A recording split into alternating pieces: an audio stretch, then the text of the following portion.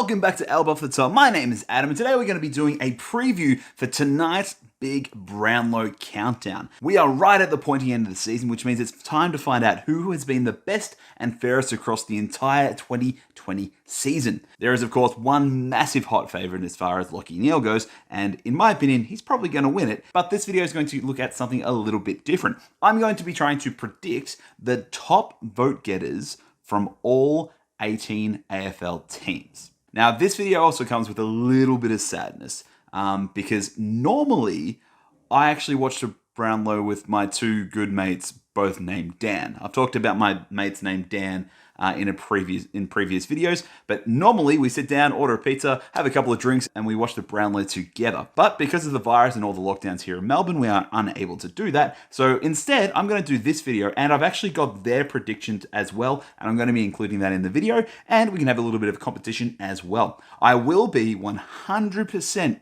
trying to get you to also get yourself involved in this competition. Throw it down the bottom in the comment section, go through all 18 teams and name the player you think will end up with the most votes. If you get it correctly, I'll send you something cool. All right, if you get all 18 correct, I'm sure I can find something in my trade folder or a couple of packs or something like that. I'll send out to you for all your wonderful football knowledge. Let's get into it. We're going to be alphabetically, which means first teams up is, of course, the Adelaide Crows. All right. So my two Dans, you can see right here, have gone with Matt Crouch. I completely understand why they went with that. However, I've gone with Riley O'Brien. First of all, I love my big men. I love my rucks. I love players who play so well in that middle area. And I think that the Crows had a really rough season. It wasn't until the end of the year that they started winning games. But the most consistent player over the entire season was definitely Riley O'Brien in the centre in their ruck for them. I can completely understand why Matt Crouch got up there. Him and his brother Brad obviously are ball magnets. I'm pretty sure Matt Crouch played all games this season, which means he might pick up one or two votes every now and then in a couple of games he didn't expect. But my tip is O'Brien, and the two Dans have both gone with Matt Crouch. Next up is Brisbane.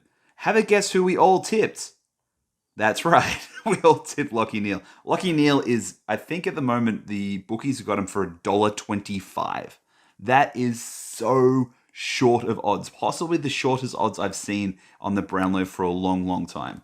Neale has had a phenomenal season, and by round 4 or 5, he was by far favourite all the way through. He's just continued that. He had a couple of average games where he got tagged, but somehow he managed to just keep on, even in these shortened games, managed to get 25 to 30 possessions. So Neale, obviously from all three of us, and I think that's probably going to get home, right?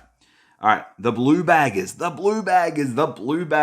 What an up and down season, but this is what we got. Myself and Dan 1 has gone with the big bag bustling Paddy Cripps, and Dan 2 has gone with Sam Walsh. Now, you will notice that Dan 2 is probably the most unusual tips of the whole thing. Carlton had an up and down season, and when Carlton was going the best was when Patrick Cripps, in my opinion, was flying.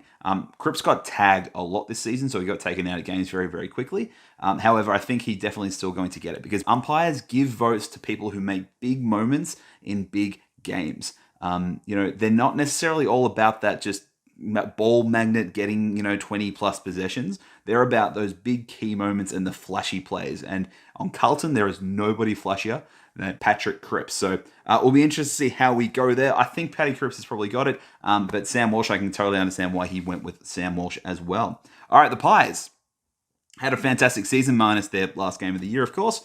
I've gone with Taylor Adams, and so has Dan 1 again. Dan 1 and I are just on the same page. And Dan 2's gone with Adam Treloar, which, interesting, I won't go any further too much about that, but I think Taylor Adams just had a phenomenal year. But Adam Treloar, this talk about him maybe possibly looking for a new club is crazy to me. I still remember when Adam Treloar was available. I can't remember where he came from, but when he was looking for a Melbourne-based club, he was tossing up between the Tigers and the Pies. And I remember he went on record and say that he went with the Pies because he felt like the Pies were in a better position to win a premiership first. Well, he was wrong on that one, wasn't he?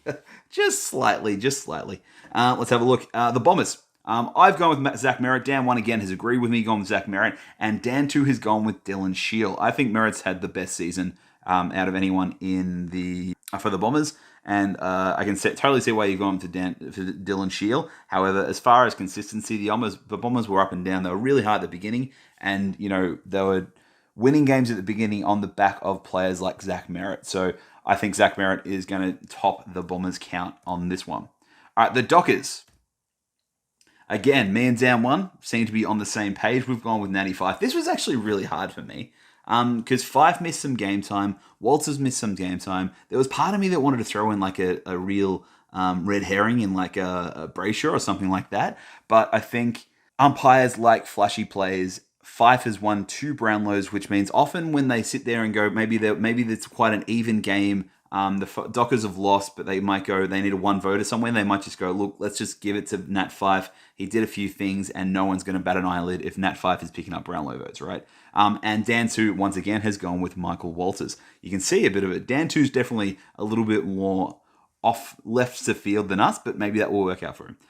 Just to let you know, Dan 2 was actually the one who ended up winning the top tipping competition I was in as well. So, hey, maybe his tips are going to go really well. All right, the Cats. Again, I'm filming this before the Cats-Lions game, so I don't know who is playing the Tigers in the grand final next week. Could be the Cats, no idea.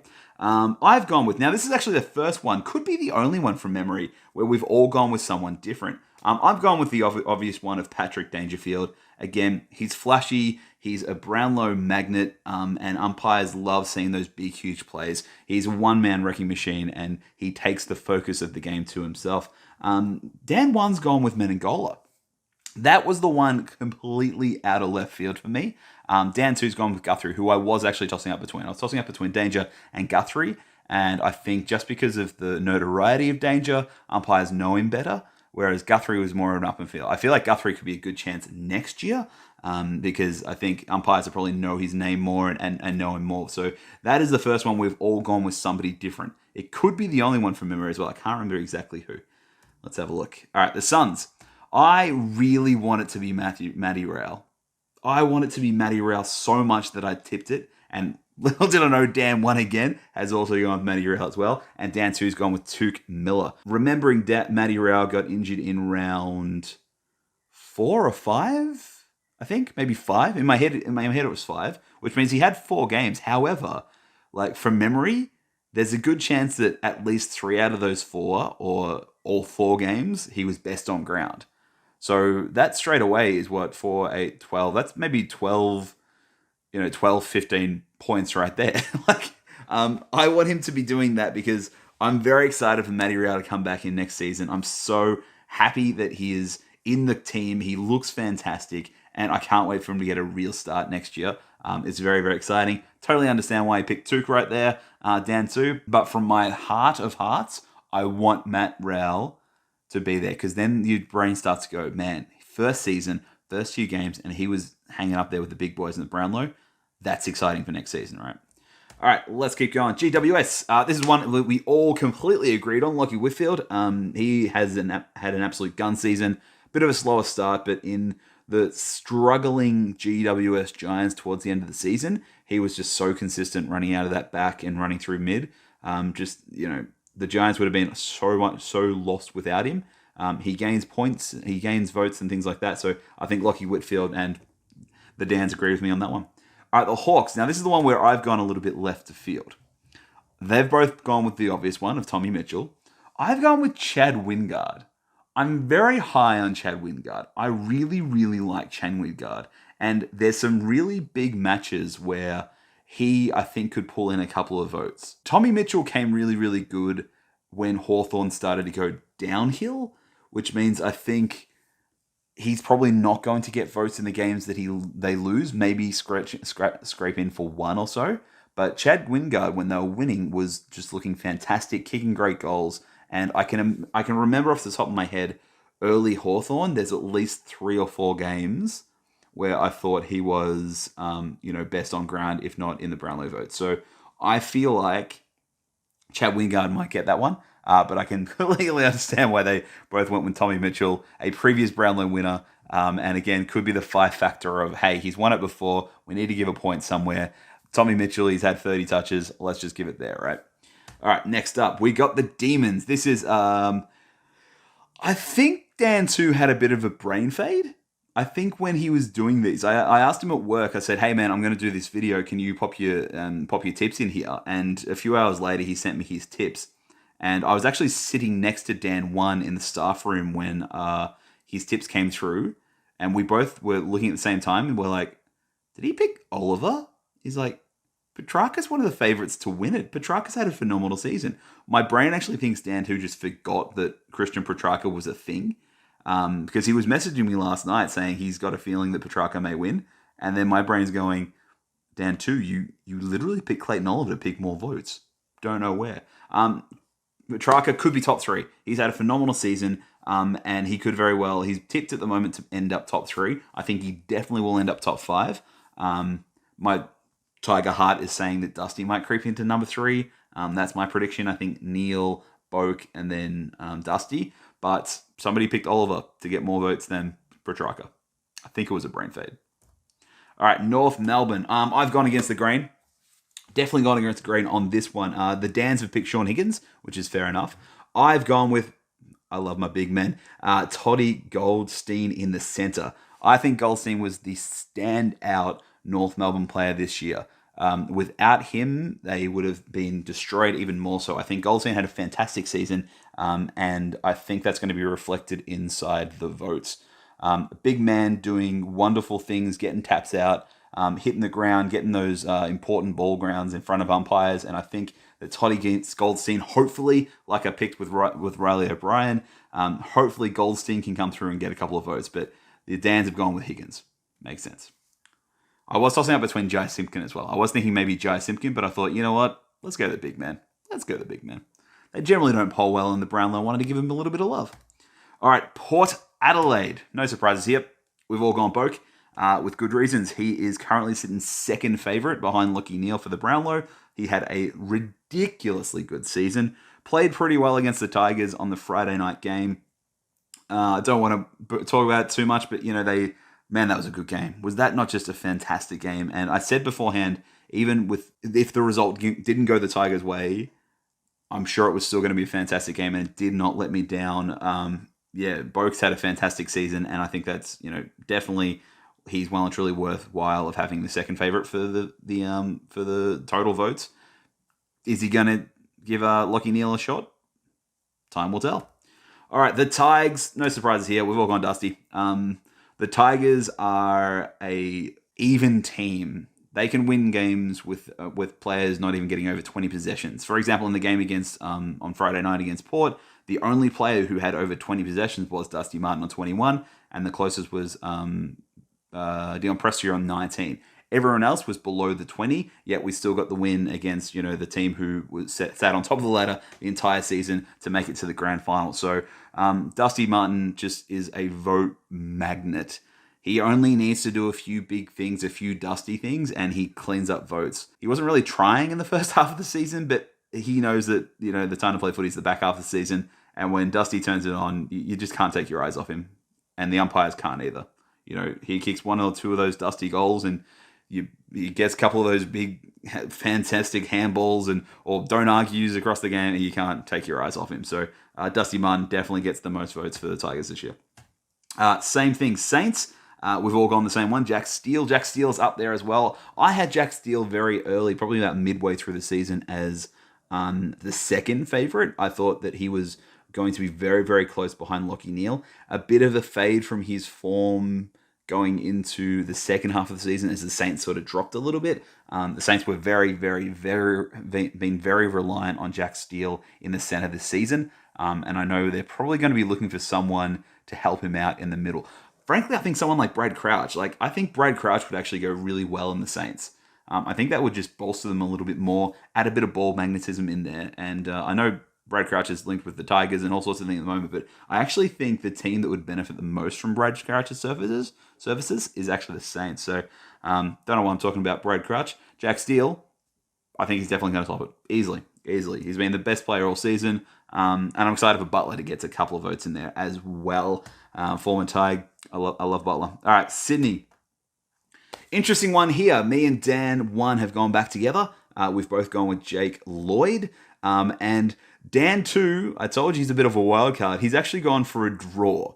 he's called Luke Parker and Jake Lloyd to get the exact same number of votes. That is a big call. For the record, I was tossing up between Luke Parker or Jake Lloyd, and I just think Jake Lloyd is just going to get a bit more attention from the umpires. And, just some really, really big games from Jake Lloyd got him over the line in my mind. But he's gone for an exact draw, which is interesting. If they don't get exactly the same amount, but Jake Lloyd still wins or Luke Parker still wins, I can't give him the point, right? They have to be the exact same number and the most out of the whole team. Sorry, Dan, too. It's what I've just got to do. All right, and the Weagles only got 2 teams left. Again, Dan 2, wildcard on this one. I think Nick Nat, and Dan 1's gone Nick Nat. I love my big men in the center, and I think Nick Nat is just one of those players who you can't take your eyes off. When he does Nick Nat things, bit like Dusty, bit like Fife, bit like Bomp and stuff like that, you just can't take your eyes off him, and he swings the game in the favor of the Eagles. That's what he does. He missed a few games this season, which is the only reason I was a little bit hesitant. However, off the top of my head, I couldn't think of another player who I would want, who I could put up there instead, because they're quite an even team. Maybe even like a Liam Ryan I was tossing up between as well. He'll poll some votes this year. And Dan 2's gone with Andrew Gaff, which is, hey, Gaff is a ball magnet. He generally scores pretty well in the Brownlow, and he played well early and sort of had a mid-section where I think he got tagged and he wasn't quite as effective as he possibly was. But for me, I was Nick Nat, and I was tossing up between Nick Nat and Liam Ryan were my actually 2 choices. Last team, the Bullies, and I've gone different this time. I've gone completely different, and of course, I was tossing up between the Bomp and McRae. The Dans have gone Jack McRae, which is perfectly even and perfectly fine by me, and I actually went with the Bomp. I just think the Bomp is a little bit more flashy, and he draws the attention from the umpires. He's an absolute gun. McRae is a bit more of the ball magnet sort of element. What was really interesting is if you look back at the count last year, McRae and the Bomp actually scored the exact same number of Brownlow votes. So it's going to be really interesting to see who comes out on top here. McRae has had a little bit more notoriety this year as far as what he contributes to the game. So it's been really interesting. But for me, the Bomp is just he's the Bomp, man. When the Bulldogs play well, it's when he's playing well. He does the things that footballers like him do. Him, Dusty, Fife, players like that, Paddy Cripps, players like that make the game the reason you want to watch it. Simple as that. All right. And that is the end of my Brownlow video. But what do you think? Do you disagree with me? Do you agree with anyone else? Is there any in there that neither myself or the Dans even thought of as far as players who could probably top their team? Put it in the comments below. Go through each team. Put the player you think is going to get the best on there. And as long as it's not an edited comment or anything like that after the fact, if anyone actually manages to get all 18, I'll get in contact with me, send an email at elbowofthetop@gmail.com, and I will be able to send you out something fun, a couple of packs of some cards or something cool, because that is a big thing. If you manage to get every single team picking who is the top player, who's the top player of each team, that is a huge thing. Thank you so much for watching this video. If you're enjoying my content, please make sure you like and comment down below. If you're new to the channel or you haven't subscribed yet, I would love for you to consider maybe hitting that bell icon for future videos. I've got plenty more footy content next week. Next week is the big one, the grand final. I'll be doing a big old preview and open a couple of packs for that, trying to predict the winner. Fingers crossed. Obviously, I'm a Tigers man, so I'm very excited about it. I don't know who we're going to be playing, if it's going to be the Lions or the Cats, but either way, I know it's going to be a fantastic game next weekend. But apart from all that, thank you so much for watching. Please make sure you're staying safe, being healthy, and being amazing. And as always, I will see you in the next one.